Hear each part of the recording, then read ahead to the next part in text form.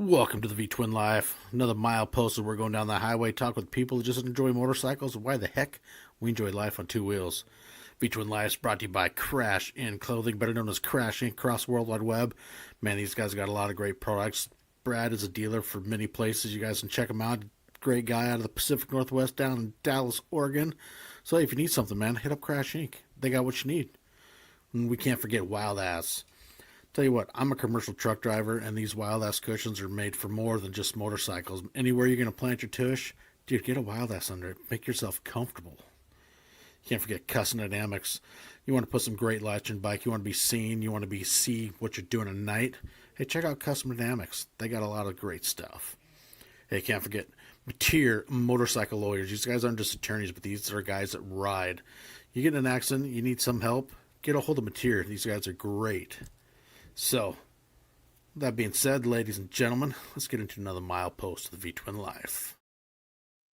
Hey, what's going on, everybody? Welcome back to the V Twin Life. Now, I've been on hiatus for a little bit, but hey, I'm back, and we are going to get flying down that highway. We've got Marc Radloff, Jug was here. If you guys follow the old TikToks, that's some great stuff, but also is another guy that just enjoys motorcycles. And before we dig into this, I know you were also a veteran of our armed services, so I want to say thank you for your service, because that is one thing that I uphold as our veterans and everybody within that community. That I can't thank you guys enough for what you did and what you do.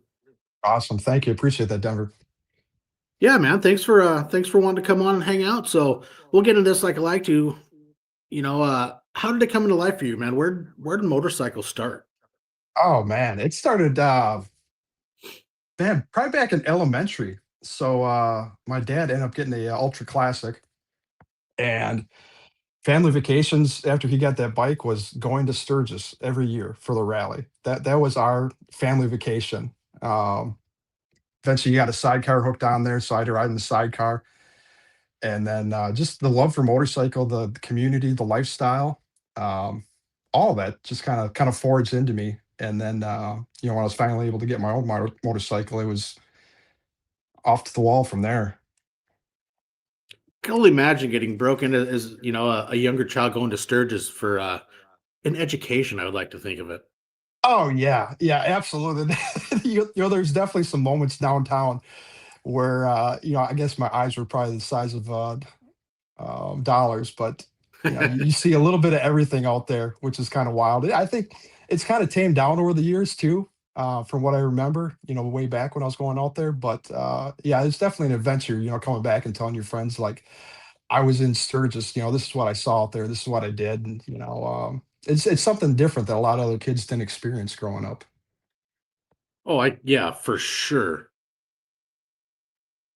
Yeah, that'd be something else. I mean, what a way to get introduced to the Mecca of motorcycling, I guess is kind of where I call it. Yeah. Yeah, we definitely met a lot of friends over the years, riding out to Sturgis. We do I think it was called the Run to the Fun, where they leave from Milwaukee. And I mean, it was just a big group of bikes rolling out to Sturgis every year. So, I mean, we met people over those years that we're still friends with today. Some of these people. So it's been nice. It's been fun. It's been a great journey. Oh, I'd imagine, yeah. And that's just the amazing part of that community is the friends that you build and the friendships that are built that just they keep going over you know a passion for motorcycles. Yeah. Excuse me. Oh, absolutely. Yeah. Um, yeah. So when I got my first bike, it was kind of a weird. It wasn't the typical way that you get a motorcycle. Um, so when we were out in Sturgis the one year, we saw these guys that had Billy Bob teeth. Like the novelty. You ever see those, Denver? Like they got like the I gnarly. don't think so. I was doing some research and watched your episode with Craig last year, and heard that and I'm like, holy cow, that's pretty fucking interesting, cool. Yeah, yeah. So these guys had this booth in one of the alleys down in Sturgis, and people were just going nuts buying these just nasty freaking teeth. And so, so we went and talked to the guys. They're like, "Hey, how can we like get in on this?" We saw it was just booming. So we linked up with the guys and got their number.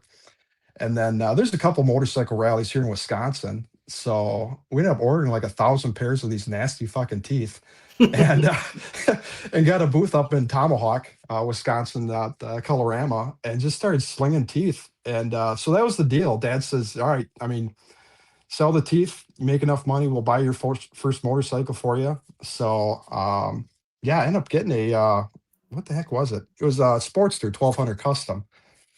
So that was a lot of 1998 that I got that. And yeah, I took that thing out to Sturgis a couple years after I got it, riding the Sporty out there. And Ooh. like, yeah, I mean, I was younger back then. I could deal with it, but Oh yeah. looking back now, I was like, oh hell no, there is no way I would do that again. Yeah, for sure. Hmm. But like I said, when you're young, it's like, heck yeah, I got a bike. Let's go. I'll go wherever. A little different Oh than yeah, when we get older. yeah, absolutely, yeah. I mean, part of me still, I don't know if I was still wishing that I had that bike, like your first motorcycle, wishing you still had it. But I think even if I still had it, I talked to Craig about this too. Like, I think it would just sit in the garage at this point. It's just one of those things you wouldn't take out for on your rides. Yeah, I think kind of once you grow to the little bigger, better, comfortable, and it's time to throw that one to the back burner, but say, hey, thank you for the introduction to the life. Yeah, yeah. Thanks for the memories. Oh, for sure. How'd you get roped into? Well, I mean, I guess I could probably see the answer to my question, but when it came to traveling, was it just kind of how you grew up with, being able to travel with your parents riding that really got you the bug to want to travel by a motorcycle? Yeah, so I guess in the beginning, I didn't really have this like adventurous side for traveling on a motorcycle. It's mostly just going to rallies and little events and out to Sturgis throughout the years. Um, so 2002, I joined the military, and all three went to Iraq. And when I came back from Iraq, I kind of got away from motorcycling, just with other stuff going on in life. And then 2014, I deployed to Afghanistan. And once I came back from Afghanistan, I was like, I need something to do again, like get back into motorcycling. So I ended up buying a bagger, and then I go out to Sturgis every year, whether it's like a weekend or something like that, just to see everybody, just blast out, see everybody, buy a t-shirt, eat a burger, head back home, kind of stuff. But there's one year I was out there in Sturgis at the campground that our friends own, and my parents were out there helping getting the campground ready for the rally. And Which I one had was planned that? on Sturgis View.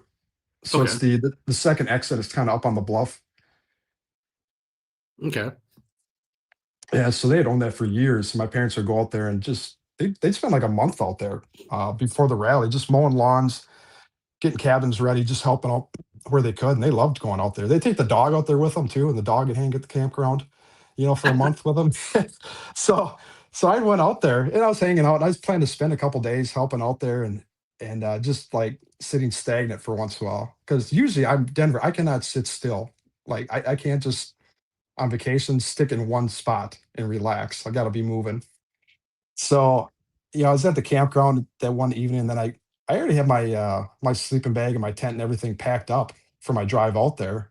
So I said, "Oh, I got the whole week off before I get back to work." So I just did like a big loop.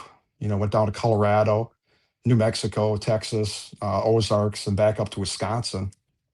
And I kind of seen people on social media. Adam Sandoval was the big one back then that I saw, doing these long rides, and that kind of got me motivated to do it. And then once I did that big ride, that big loop, it's like, well, shit, I can do this.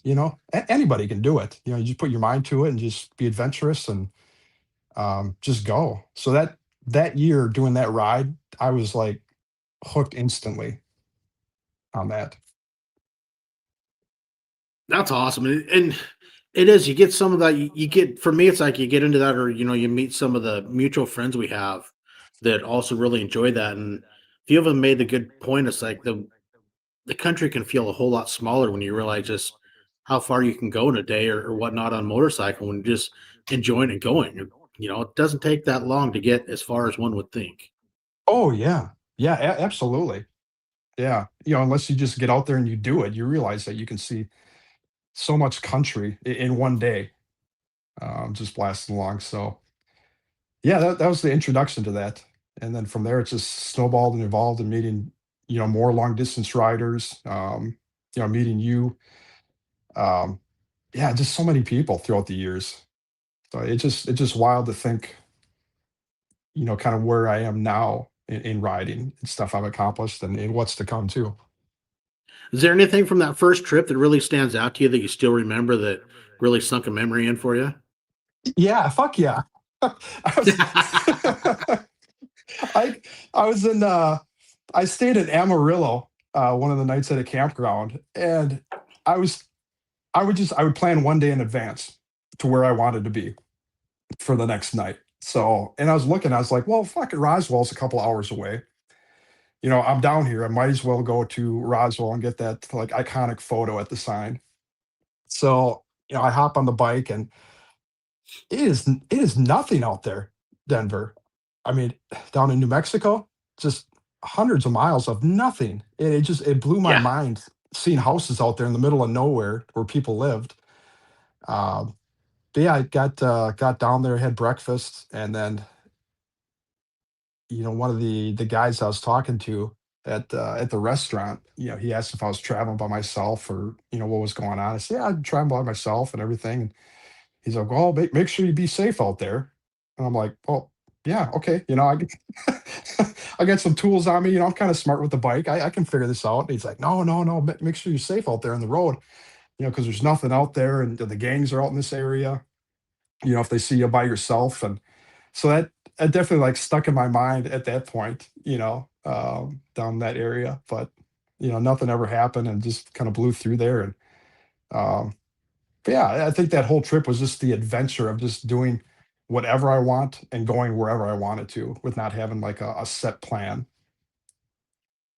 Sometimes that can be just a great way to go when you really don't have a plan. It's like you might have, like you said, you had an ending destination, a date when you got to get there, and everything else, like it's just in limbo and just go and enjoy it.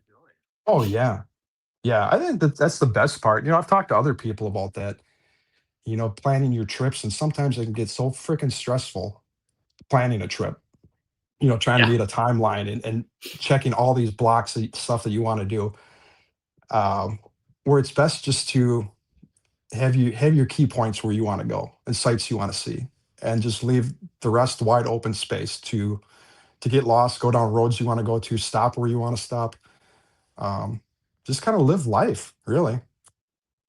Yeah. No, that's a good point and true.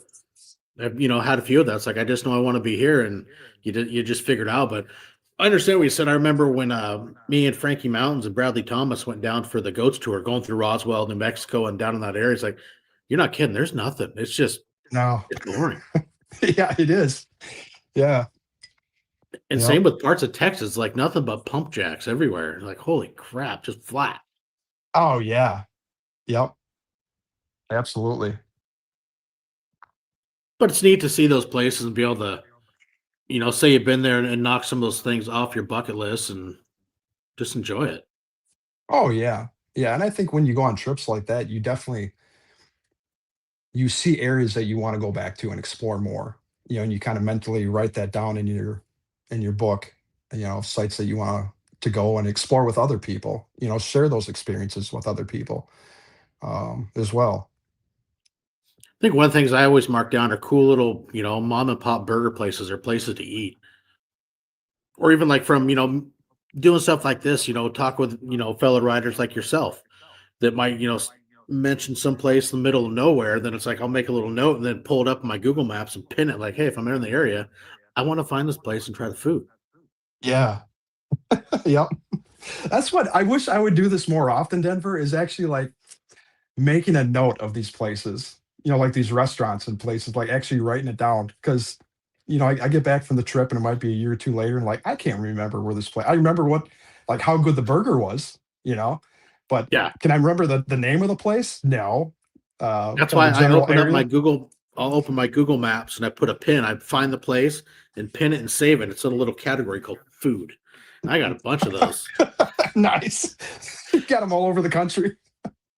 Well, yeah, lots from the, I would say the western side of the country. I don't have a lot from the other side, but I got a good amount going for the west side of the country for sure. And even something that I personally found, and then just ones that people have talked about that I've got to talk with and, enjoy good barbecue food or whatever. And, oh man, you got to try this. I'm like, well, where's it at? Or, type in the name, ping, saved. Yeah. Oh, heck yeah. I didn't realize how many I had till I was looking for something on Google Maps and opened up like to see most of the country. I'm like, holy crap, I got a lot of pins dropped everywhere. Nice. Yeah. And 90% of it, it's all food. Yeah. Heck yeah. Which it's the fun part. It's like, I mean, I can still always remember one I found in eastern Montana in the town of Broadus. The Okay. Cattleman's Steakhouse, the Saddleman's Club. I gotta look. Oh, the Yeah. food was absolutely freaking amazing. And we tried it once, like, dude, I will for sure be back. Yeah. There it is. You got it pinned. Stockman's Club. Yep. The Okay. Stockman's Club in Broadus, Montana. Closes at 10 o'clock. Oh, shit.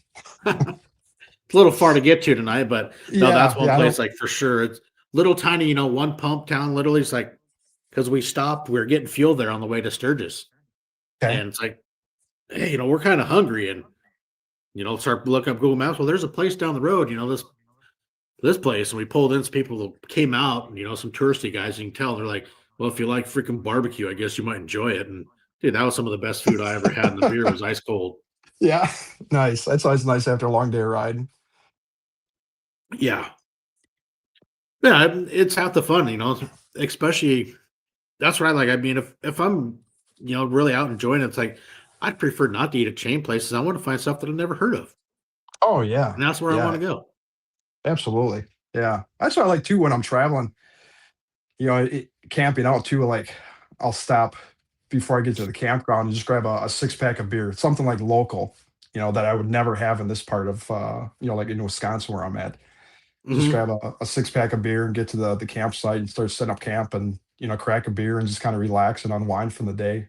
And, a lot of times I end up bringing back more beer to the house, the saddlebags filled with all these different, different names of Yeah. beer. And Bring then you some get into the upset, it's office like, or, fuck, you don't want to drink that last one. It's like this is so good, and I don't know if I'll ever see it again. yeah, absolutely. Yeah. Yeah. So I either end up just giving it to friends or taking it to work and giving it to the guys. And, but yeah, it's just kind of fun to try the different beers traveling around.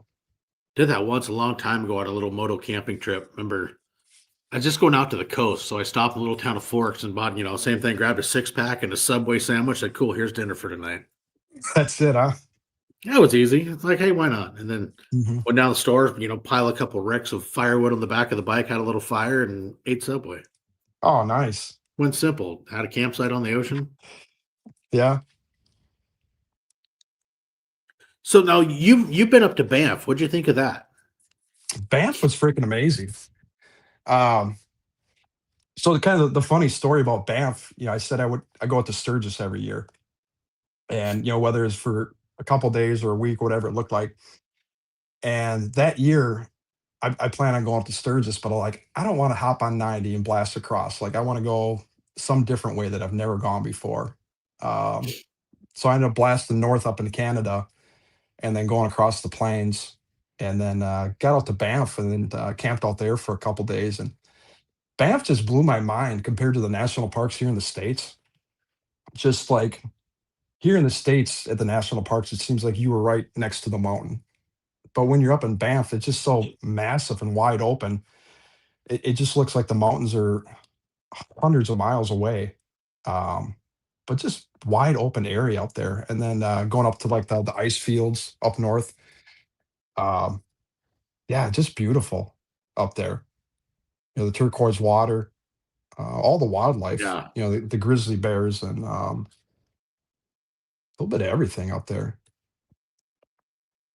That's got the plan to be up there this summer and go up to Lake Louise because, like, with the emerald green water in the Cascades, we got a high lake called Lake Diablo, and it's the Yeah. same way. It's that brilliant emerald green, and we've gotten a couple pictures with monsters over mountains there, and I would love to get one up at Lake Louise around with that lake too. Just it's just an amazing backdrop, and it's one Oh, of the yeah. places I've always wanted to visit, and I've never gone there. And, you know, playing with Google Maps, like, dude, that's 11 and a half hours from my house. I'm like, shit, that's totally doable.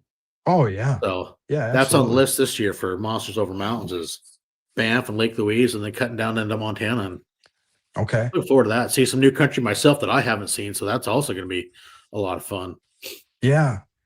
Yeah, when I went up there, so Lake Louise, I ended up driving past it. So it was packed with cars. All the tourists that were there. Like you couldn't even get down into the parking lot where the hotel is down by the Hmm. lake. You actually did like an overflow parking lot that you have to park, hop on a bus, take the bus down there, and go back and forth. Um, and I only had a couple days at Banff, so I was like, I'm not going to spend a couple hours going through all this traffic and with all these people. Like I'm just going to keep on blasting north. Um, yeah. So yeah, I mean, if you get there, yeah, hopefully it's not too busy and you guys can get down there and get a good Yeah, photo. that'd be cool. I'm hoping so. We got Thule. Oh yeah. Yeah, I look forward to it. It'd be cool, and especially when like this, getting to meet somebody that's been there and seen it, and just I've heard the country's beautiful, and that's part of like when I came back years ago, I got to see the Grand Tetons. Like you can see pictures of places, but then when you get to see it through your own eyes, it's just totally different. Oh yeah. And it's so hard to explain these places to people. The sights that you see, like how massive the mountains are, and how clear the water is, and just all the smells that you smell too while you're traveling and going through these places. Like try and explain that to somebody that's never gone on a motorcycle trip or experienced that in their life. It can be hard Yeah. sometimes. Like you just got to get out there and do it.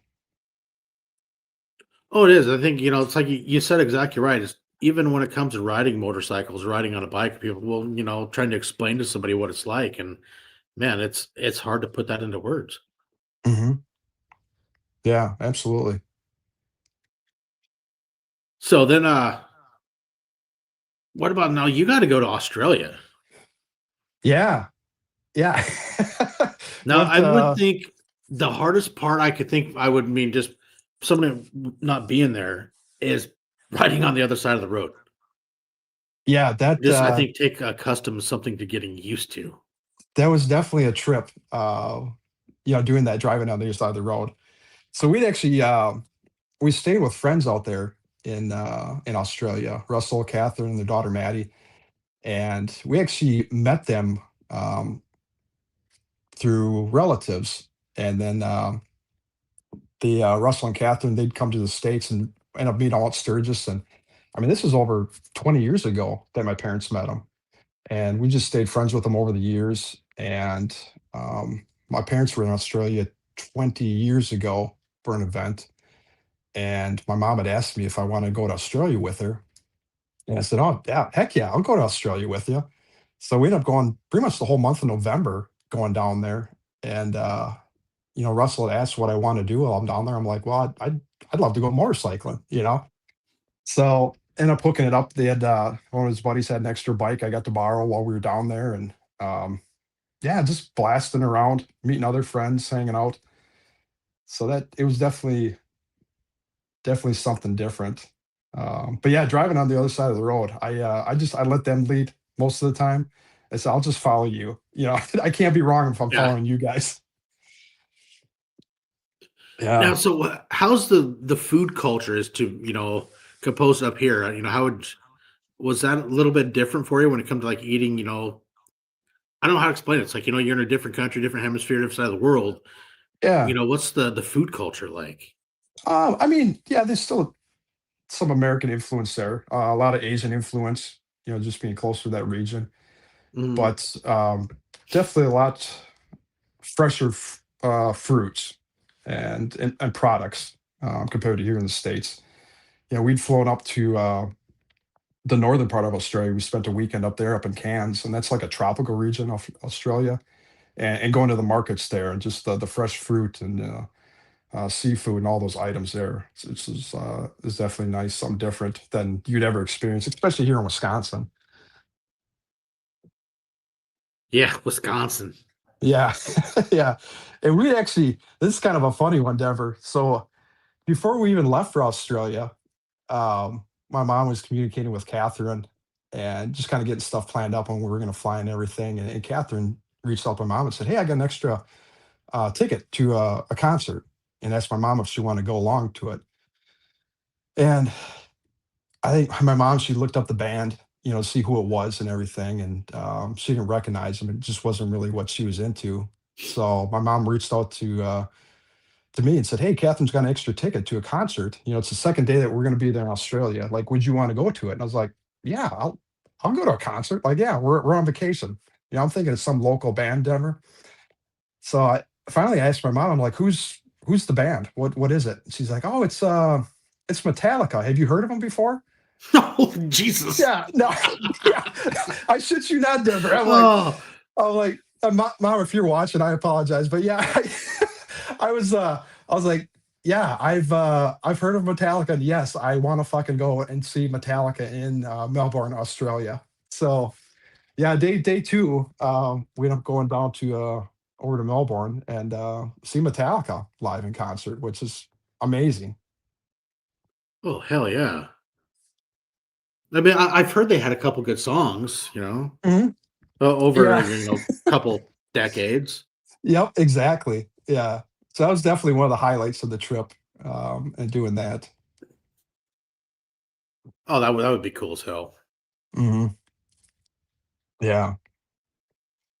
So the other thing I was reading up, you really never got into the hard long distance stuff until like when it came to Iron Butt Association deals until the Monster 100. Yeah. Yeah, I knew friends that had done it before. It's something that was always kinda in my mind that I'd like to do. And then, yeah, once I got linked up with Riot and, Mile Monsters and had that opportunity to do that, I signed up and then, it's like one of those things, you finally learn that, like, I can do this. It's feasible. People do it all the time, and I can do this and tackle it. So, um, yeah, so that's been fun doing that every year with Mile Monsters, doing a saddle sore. It gets addicting. I remember the first one I did, and yeah, it just was like, holy crap. And it's like, you get some people criticize it, like you're not even having fun, and la, la, la, la. I'm like, no, man, you got it all wrong. This is an absolute blast. And oh, yeah, it became very addictive. Yeah. Oh, absolutely. Yeah, it's definitely fun. Like I've learned. I mean, there's people out there doing crazier things than that, right? Long distance riding, Oh, just yeah. blasting out these miles. So yeah, as I progress through this, I'm like, well, yeah, saddle sore is really not like a huge deal anymore, right? Um, but yeah, it's fun talking to other people that have never experienced it or have done long distance riding before. Explain it to them like what you're doing and why you're doing it for a charity organization to raise funds and Yeah. awareness. So that's been like the most fun, doing that, Hmm. which I've really enjoyed. Oh, for sure. Especially when, I like to think of, like, because, both of us do a lot of stuff within Mile Monsters, and it's an amazing organization. And, it's like another family. But when you can do something you enjoy, but you can do it for another cause, something that's just an amazing group, and you can help benefit, our heroes, the young boys in it. I mean, it's a win-win. Oh, absolutely. Yeah. Yeah. But yeah, the personal challenges and whatnot, that you get from it. And, doing, I've been doing a couple years myself. And I can remember a good friend, Steve Weber, that I brought into this on the first running of Monsters Over Mountains. We were 17, 18 hours in, and we'd hit some bad roads and slowed everything way down. And he was getting tired and was falling behind. He's like, dude, we stopped for fuel. He's like, I don't know if I can go on. I'm like, hey, if you can, I get it. He's like, how the hell you keep going? I said, well, what they fight every day is nothing. I said, we're tired. I said, what we're doing towards them, or excuse me, I had that backwards. The fight they put on every day is nothing compared to what we put on for a day or for, a 36-hour run, a 30-hour run. And I use that for my fuel. It pushes me, it gets me going. And, that's how it works for me. Oh, yeah. Yep. Absolutely. Yeah. The same things. Like I got my goal, I want to get a bun burner gold. I've never done a gold, and I'd like to get one this summer. One of my personal little goals. Yeah. Nice. Just another reason to go ride. Hmm. Yeah. Absolutely. Yeah. If you can ride for a cause and you enjoy doing it, absolutely. Oh, for sure. You got any big ones planned this year? Oh, I do. Come on now. I know. You know, yeah. So, so yeah, I finally, last year I finally pulled the trigger. So I'll backtrack a little bit. So I think it was like 2020. I first found out about the Hoka Hey Motorcycle Challenge, and it was just on social media. And then from there, it was researching like, what is this thing? The Hoka Hey, and what does it involve? So throughout the years, doing more rides, long distance rides, and kind of falling into that community and meeting more people in the long distance community and people that have done the Hoka Hey before.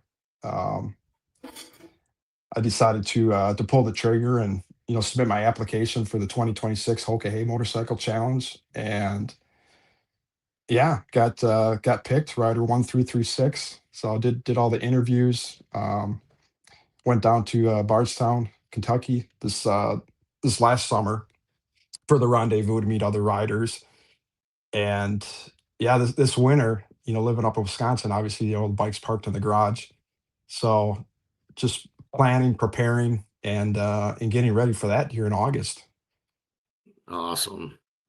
It's gonna be fun. Fun following. I mean, I have ambitions to try, sign up sometime to see if I get selected and just see if I have what it takes to make it to the finish line. And it's a lot of fun to follow. My wife thinks it's a horrible idea for me ever to try because she's not a fan of it, just because of the how things sometimes play out with riders and fatigue. But Yeah. it's a fun time of year to sit there with your phone constantly watching all these little GPS trackers going every other I year. I know, isn't it addicting? Yeah. Yeah. It's always fun. You're laying there in bed at night, you're watching the riders, and you see where everybody is, within the country. And you go to bed that night and you wake up the next morning, and what's the first thing you do? You're grabbing your phone and you're pulling it up and you're seeing where everybody's at again. And you're Hmm. like, well, how in the hell did this person, get from point A to point B overnight? Yeah. Exactly. But yeah, I know exactly what you're talking about. Like that whole couple weeks during that period, it's just constantly following the riders and seeing who's up in front and where everybody's at and how everybody's progressing. And it's definitely gonna be interesting this year with Mile Monsters. I think there was, I don't know if you know too. I thought it was like 54 Yeah, the last riders I that are gonna heard, be I in the wanna Hoka Hey. say it was like, yeah, I heard 52, but maybe more joined them, and that's just a number I thought I heard, but that's one hell of a team, man. Yeah, that is massive. Yeah, that is Show freaking out. awesome. Yeah, so it's gonna be pretty epic seeing everybody down there. The days leading up to it, and even throughout the ride, seeing the other monsters out there, and it sounds like Riot and a couple of the other guys, they're not participating this year, but they're going to be out, doing some interviews with some of the monsters, throughout the challenge, meeting up with them and kind of bouncing around. Oh, Yeah, there we Mark go, says 54. 54. Yeah, Now, and for, they're starting, I believe, it's Woodstock, so that's, I mean, what, a half a day's ride for you to get there where it's starting? yeah, it is. Yeah. When I saw Woodstock, I was like, oh yeah, it's on. Back in 2024, they were down in Key West, Florida, Yeah. starting, and then the finishing point was Homer, Alaska. And I had looked at it back then, and I'm kind of like doing the reverse math in my head. Okay, get down to Florida, do the challenge, get up to Alaska, and then take another week to get back home. Yeah. But yeah, it's going to be fun. I'm cautious about it. Wanting to be safe, but I'm also excited about it, and looking forward to it. Oh, that's definitely gonna be one epic ride. Hmm. That is Yeah, for sure. yeah.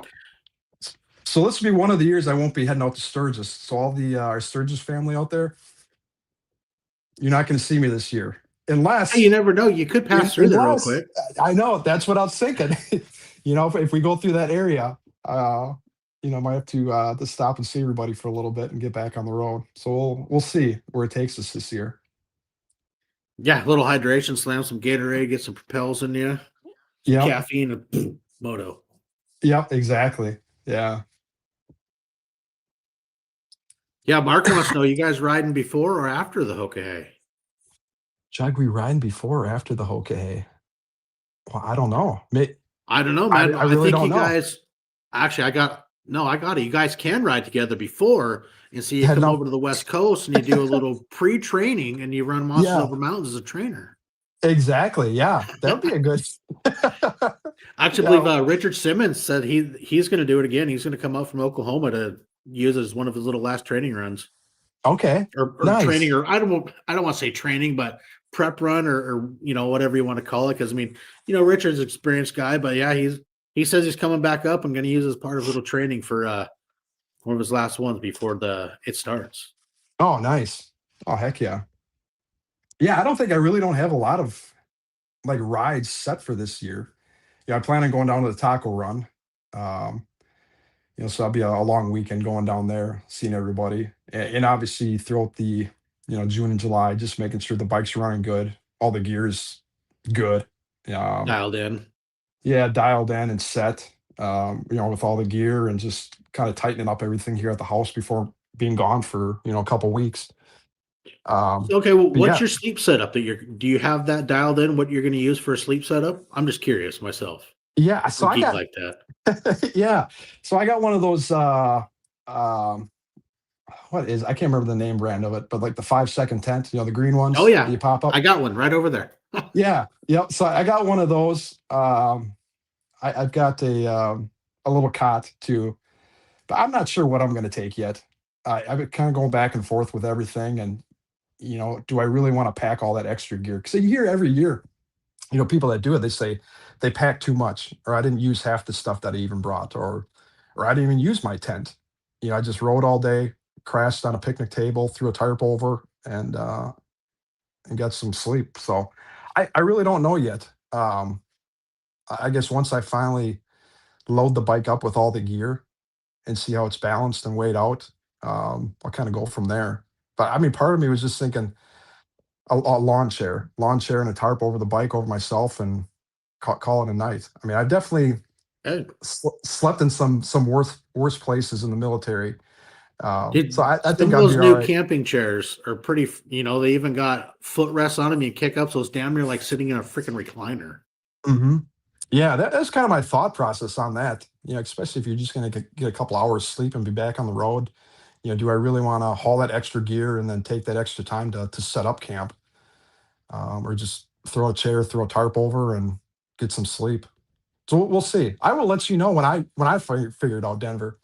Yeah, I'm curious because I mean, it's something, that's the fun part also of seeing, throw in there, guys like yourself that are, going to do this event is seeing people's little setups. I mean, I had, when I went to the send off in 22, just looking at people's bikes and their setups and what they had. And it's like, damn, it's impressive. And it's just sometimes it's even little things that catch your eye. It's like, man, I never thought of something like that. But it's really cool to see, what kind of setups people get and what they're using and, getting everything going. Yeah. Oh, Oh, absolutely. there's Yeah. Frankie Mountains. He was his 10 out of 12 nights in 24. Okay. Nice. Yeah, it's definitely interesting going down to the rendezvous this last summer and seeing all the bikes out there in the parking lot. Like that was one of the main things I want to do is just walk through the parking lot and see everybody's setup and what they have going on. So it's definitely taking a lot of photos, asking questions, and kind of getting an idea of how I want to set up my bike. Yeah. You got auxiliary lighting and everything going? Yeah. Yep. Yeah. So I got the Good. Denali, yeah, the D3s, the D7s. Um, yeah. So that should be all dialed in and good to go there. Yeah, it makes such a huge difference at night, man. I remember when before I got any sort of auxiliary lighting, first time I was riding with Shell, rider of Dick, and we were in somewhere Mhm. middle of Montana, and she hit hers, and then Bradley Thomas came up the other side, hit his. I'm like, I might as well just turn my headlights off. It's like fuck, I need Yeah. more. And it's like you think you're good, and it's like, holy shit, I ain't Yeah. got nothing. Yep. Exactly. Yeah. Yeah. So I just got the lights hooked up a couple weeks ago. Had the bike all tore down and running all the wires, and so I haven't had a chance to actually take it out and um, see the improvement on it. So, but it'd be interesting to get it out here one of these weeks. Choo choo train pillow and a stuffed unicorn, Stuff you'll like, be set. yeah. Yep. You'll be said. Ah, Dylan. Yeah, Dylan. I might need a. So it's kind of funny. We got a unicorn from Dylan the other day, and I think Dylan, I'm going to need a bigger unicorn. Journey, who we have, the little one, it ain't gonna be big enough. So Yeah, maybe get I him a can little borrow. bigger. You can snuggle with at night, you know. Yeah. Yep, exactly. Yeah. Yeah, I think yeah, it's funny that Dylan mentioned that, but the unicorn that he sends definitely coming along on the Hoke. That's already been determined. Nice. Are you doing the Monster 250 this year? Yeah. Yep. Yeah, signed up for that.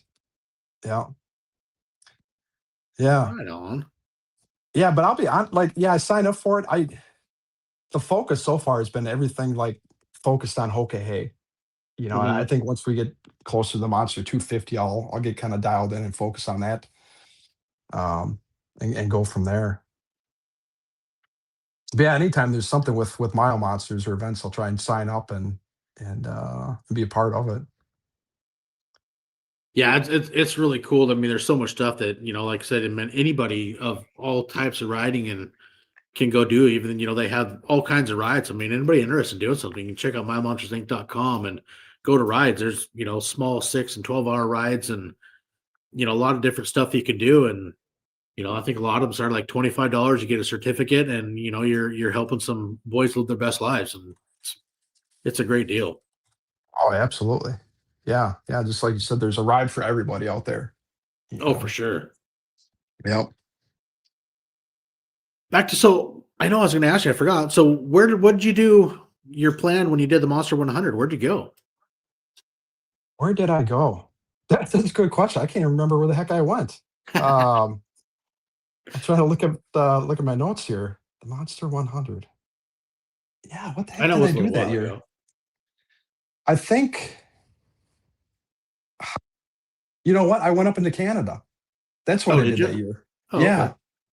Yep. Yeah, I went up along Superior up into Canada, and then shot west through Canada, and then came back down. Just kind of made a little loop. But yeah, that was a long ride. I didn't really plan for the speed limit in Canada, and then the amount of time it would take at the border going through customs. Like it all played into it. Looking back, for my first saddle sore, it'd been so easy just to hop on 90 and blast west for 500 miles. Blast west, grab a burger, blast back. Uh, but yeah, I think that's yeah. I went up into Canada that year, but it was kind of fun. Going through customs and I had stickers on my bike at that point. Mile Monsters and Monster 100. So when at customs, they're asking about those stickers or what are they? What are you doing? Why are you only spending a couple hours in Canada and you're coming through a different entry point from where you did this morning? So that kind of raised some flags with them. But um, I came in late. Where are you from, Jug? I am from Wisconsin, the western end of Wisconsin. The cheesehead. The cheesehead, yeah. Yeah. Yeah, it's amazing, if when people, you want to get, say, talking saddle sores, how much quicker it can be done on an interstate as to compose of, back roads and really seeing shit. And I wouldn't say taking your time, but when you're forced to travel at a little bit slower speeds than the interstate, man, it's a big difference in time. Oh, absolutely. Yeah. Yeah. Yeah, I think I prefer staying off the interstate for the saddle sores. I mean, just I find it a lot more try fun. yeah, just going where you wanna go. I mean, you know where you wanna end up that night, you know? Um, Hmm. and just kinda tool around, find some cool roads, find some cool places to stop, snap a photo, get back on the bike, and go. Remember the one year went down to for Turbo's birthday because we stayed in Oregon at some friends of Andrea Tooley's, one of her girlfriends down there, and we were gonna me and Michael Nielsen, Two Wheels to Survive. And we stayed there for like 4.5 hours, 5 hours, nap. Got there like 12:30. I think we left at 4:35 in the morning. And so I didn't pull receipts. I'm like, dude, there's no way I'm gonna get a saddle sore. And by the time I looked down, hit 1,000 miles, it'd only been like 18 hours. I'm like, holy shit, I've really never done one on the interstate. I'm like, shit. I didn't realize it could be done that quick. Oh yeah, yeah, heck yeah. I was like, oh well, it's not always about I think sometimes it's in a way a person might be able to get lost when you're always just trying to bang out the receipts. But I don't know, maybe in a way it was just also enjoying the ride. I mean, I Hmm. wasn't upset or mad or anything like that. It's like, man, I didn't think I could be able to pull receipts and still make it when taking that much time because I was always most of mine have all been done, enjoying the back roads and it takes, we're banging 20 hours before you get them done. It's like, Yeah. holy crap. Hmm. But yeah, it's a good time. Good challenge. Yeah, absolutely. So shoot, I think I've ran through all kinds of stuff. I'm trying to rack my mind now. This has been a fun conversation. Yeah. So yeah, I can't really think of much more because my brain's just on overload and No, it's I'm it's just funny having that. fun being back. Yeah, being back in the saddle, huh? Doing the podcast. Yeah. Maybe it's that roaring fire that you got going on there in the background. That's Yeah, that's it making died you. down and half of me was cooling off on one side and the other Yeah. half was like, I'm getting a little cooler and only half of me's wet from sweat. Nice. But yeah, well, out here the shopping, it's my only source of heat. When it's cold outside, it'll get really cold in here. Yeah. Oh, I bet. Yeah. There ain't nothing like wood heat. Hmm. Yeah. So what do you think? Well, favorite memory from riding last year? From riding last year, so it's got to be um Sturgis last year. So my girlfriend, she'd never been out west to South Dakota at all, let alone Sturgis. And I remember I think we were at a winery one day, and she asked me. She said, "Hey, would you take me to Sturgis someday?" And I said, "Yeah, absolutely. I'll take you to Sturgis." So um, August comes along, and I said, "All right, like here's the deal. Like we're taking the bike, we're gonna blast out there." And we had a small window to go out there and come back. And I said, coming back, we're gonna blast the whole way. It's gonna be, I think it was like 730 miles. We're in that one day. Um, and she said, "Yeah, I can do it." And I was a little, I know she's watching. I was a little hesitant at first, because I know what that takes. Ride that many miles one day just sitting on the bike. But Yeah. Denver, I'll tell you what, she was a freaking trooper with that. So that was definitely my highlight last year. Is because I've been out there so many times and seen all these sites in different places, but actually being able to be, I guess, kind of like a tour guide essentially, for her to see like all the highlight spots out there in the Black Hills. So I think we spent, I think it was like 3 days um, out there in Sturgis, and we knocked out so much stuff, in those 3 days, just packed it in. And like I said too, when we were talking, like it can be stressful having a schedule, to meet when you're on vacation like that. And that was one of the things that we talked about is just not having a planned schedule, just kind of go with the flow. And if we see these sites, we see them. If not, that's fine. So that was definitely a highlight last year. I think when I went out there, the one place that I got introduced to one of my favorite places was just so awesome. The scenery was Craig showed me Nemo Canyon from Rapid City down to Oh, Sturgis. yeah. And I remember taking Amy on, one of the days we were working the same booth. I'm like, hey, we're going this way. Even when we woke up one morning, Craig's like, hey, take her to Nemo Canyon. I'm like, that was the plan. And God, it's just beautiful. Yeah. Yeah. There's so many little places. I mean, close to Sturgis and Rapid City that you never think about or you never seen before, but just beautiful areas. Yeah. Well, it's like I said, Mhm. taking your girlfriend to Sturgis. I mean, that was the same thing when Amy and I got invited out there and I was talking to her about it. And, she'd, watch the shows on Discovery about Sturgis. She's like, I don't know if I can, seeing what you see on TV. I said, it's not always like that, but same thing. I think one day we did 690 or like right around 700 miles, give or take, was her Mhm. longest day. And, it was a lot of fun traveling together on the bike and just enjoying it. It was a lot of fun. Oh, yeah. Yeah, And a absolutely. big shout out to Wild Ass for keeping her ass comfortable and mine. Because there's Yeah, right. no even Amy, even she, because she came off a horse years ago and Uh-huh. straightened out her tailbone in the bottom of her spine. And before we got introduced to wild ass, I mean, if 2 hours and maybe 100 miles was about her limit, and Okay. with the wild ass, it changed riding for her drastically. I mean, she's still, square when we'll stop and get off for, I'll stop and get gas. She'll get off and stretch and whatnot. But, she made, 2 days of riding, right around that 700-mile mark, which, hey, I was highly impressed. And, she wasn't overly griping, but I mean, understood, we had to travel some miles. But if it wasn't for wild ass, I mean, there's no way she would have made it. Hmm. Yeah, it definitely makes a huge difference having that on there. I even Oh, yeah. actually when I went to Australia on the flight over, it was like 16 hours. I packed the wild ass seat cushion and he had in my backpack, got in my seat, plopped her down, and I was good to go for the flight. Oh, I use it in my cement truck. Yeah. 100%. I mean, I think they ride like tanks anyway. So, hey, shameless plug, wild-ass.com. D Woods, get you free shipping if you want to get something. Just saying. You got to keep yourself in comfort. Normally, I'm sitting on one, but right now it's in my pickup in the back seat because Yeah. my mixer's in the shop and I got to drive a backup one. So it's sitting in my truck. Nice. Yeah, you got to get those shameless plugs in there. Hmm. Yeah, absolutely.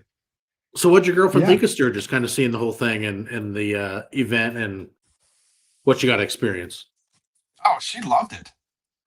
Everything about it. And, it's fun introducing her to, I'll say, my people, your people that you know through the motorcycle community. Hmm. So she enjoyed meeting everybody and doing everything out there, and having never been to South Dakota before. I mean, there's so much to see.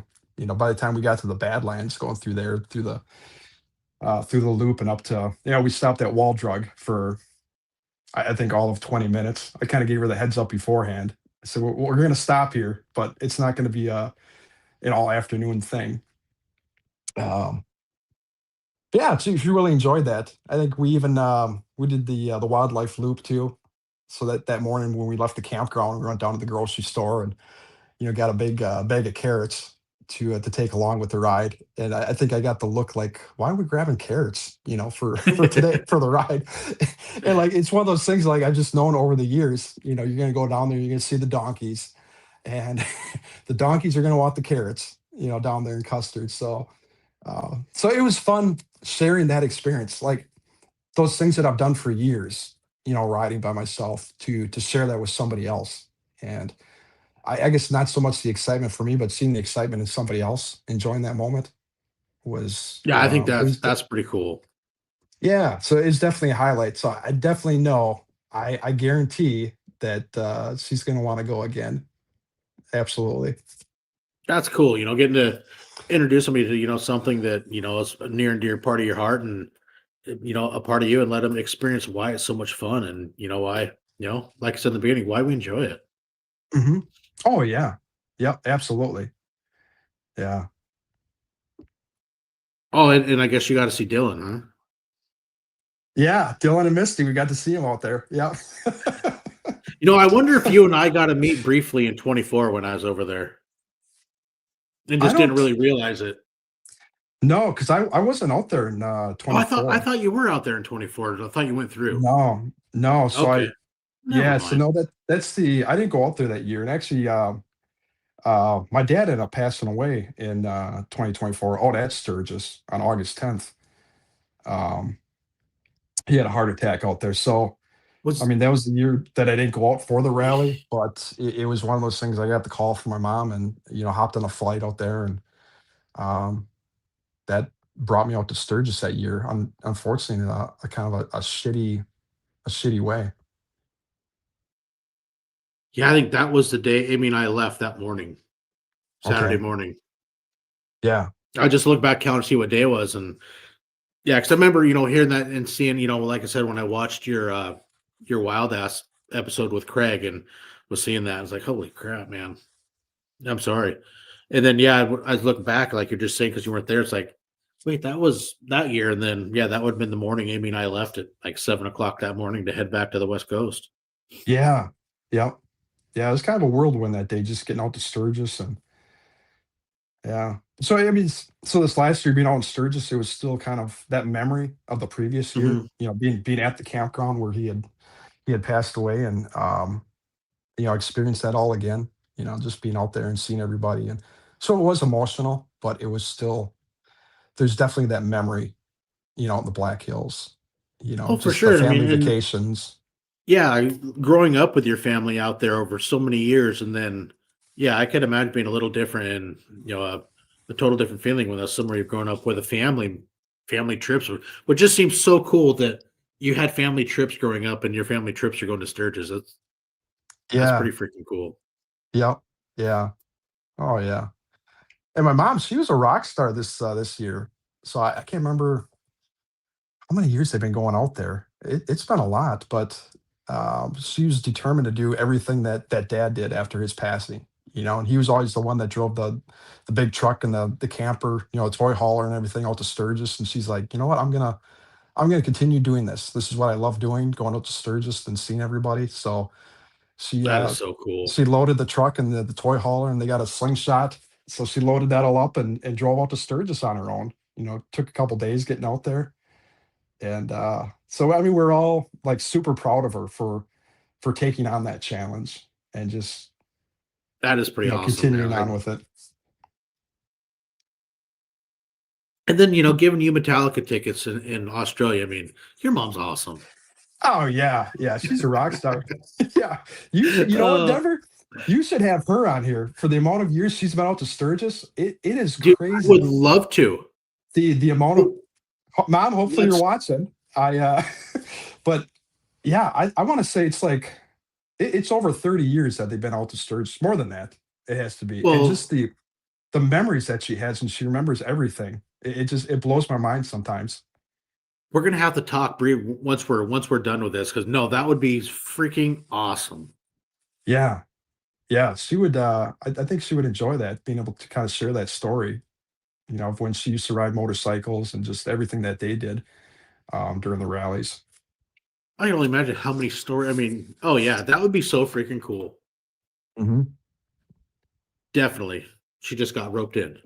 Yep, she got roped in. Yep, and I know she's on vacation right now. She's down in Florida, relaxing and partying it up. So, yep, we'll get that planned. Get her on your show. Yeah, if she's watching, she's gonna wake up in the morning. Did I have too many pina coladas? Did I get volunteered for something? Yep, you definitely did. Yep. See my ties with them special umbrellas in them? Oh yeah. Hmm. Yep, absolutely. That's freaking yeah. Like I said, yeah, we'll talk in a few. That'd be so much fun. Hmm. So, well, shoot, man. Thanks for this has been fun. I mean, I don't know if you got anything else you want to add. It's like I'm brain farting right now. I'm just glad to be back, and this was just a lot of fun, just sharing and BS, and it's so much fun. I enjoy this, Oh yeah. and thank you. Yeah, no, I appreciate you, inviting me on and finding me and bringing me in. Yeah, it's definitely something out of my wheelhouse. Being open about this and going on podcasts and talking, and but yeah, I enjoy it. Something different, something fun. And it's like we were talking earlier when I found your TikTok and seen some of the Hoka Hay stuff. I'm like, dude, who is this? And I went through all kinds of like, okay, there's no name, nothing. And then it took like 2.5, 3 weeks later, I seen, a posting was in Monsters and Heroes, and I seen the bike. I'm like, oh, fuck, I know who this is. I do know. Then, That's the oh, yeah, bike. it worked out great. Yep, absolutely. Yeah, heck yeah. But yeah, no, this has been a great time. So, man, thank you a lot for coming and hanging out. And next Sunday, we got Martin Neosi will be here, which is going to be fun, aka Marky Mark. He'll be Marky joining us Mark. next Sunday. We'll be talking some more stuff, hearing some more stories. It's gonna be a good time. I can't wait. I'm glad to be back in the saddle myself, man. So thank you all guys for tuning in and hanging out for Milepost 157. We'll see you guys next Sunday as we do it again.